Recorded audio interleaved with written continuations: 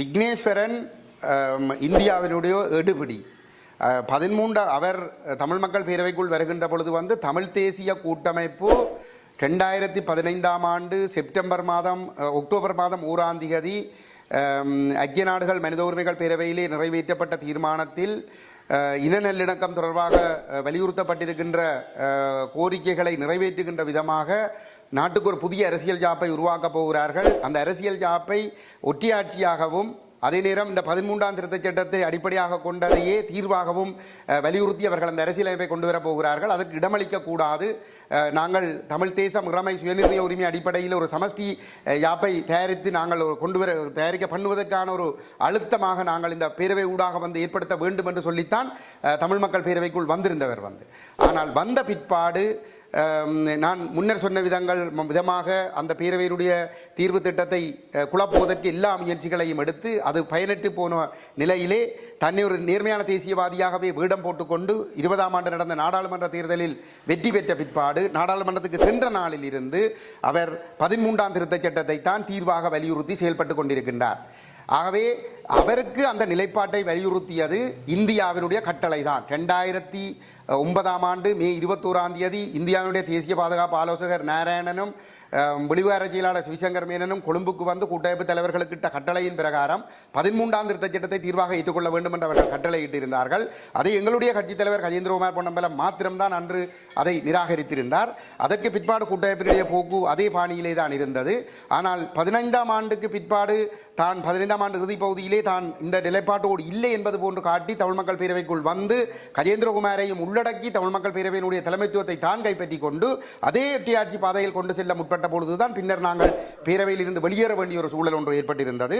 ஆனாலும் 20ஆம் ஆண்டு நாடாளுமன்ற தேர்தலில் அவர் வெற்றி பெற்ற பிற்பாடு அவருடைய முழு செயல்பாடும் ஒற்றையாட்சிக்குள் 13 ஏற்றுக்கொள்வதாகத்தான் இருக்கிறது.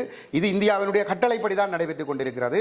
அவர் அதற்கு முன்னதாக அந்த 17ஆம் ஆண்டு காலப்பகுதியிலே நானும் கட்சியினுடைய சில உறுப்பினர்களும் சென்று சந்தித்த பொழுது அவர் எங்களுக்கு சொல்லியிருந்தார், உங்களுடைய நிலைப்பாடுகளை இந்தியா விரும்புகிறது இல்லையே ஏன் என்ற கேள்வியை கூட எங்களிடம் கேட்டிருந்தார். அவர் இந்தியா காலால் இடுகின்ற கட்டளையை தலையால் நிறைவேற்றுகின்றவர் தான் விக்னேஸ்வரன்.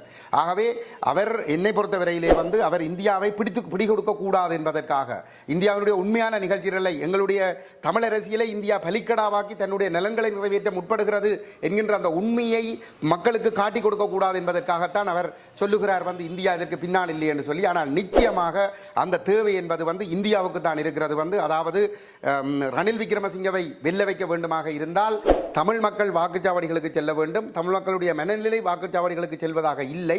ஆகவே வாக்குச்சாவடிகளுக்கு மக்களை செல்வதற்கு தயார்படுத்துவதாக இருந்தால் இந்த வேட்பாளர்கள் கூட்டமைப்பினர் மக்கள் மத்தியிலே போய் நின்று ஒரு ஜனாதிபதி தேர்தலிலோ அல்லது இந்த ஒரு தேர்தலிலும் வாக்களிக்குமாறு மக்களை கோர முடியாத நிலையில் இருக்கிறார்கள்.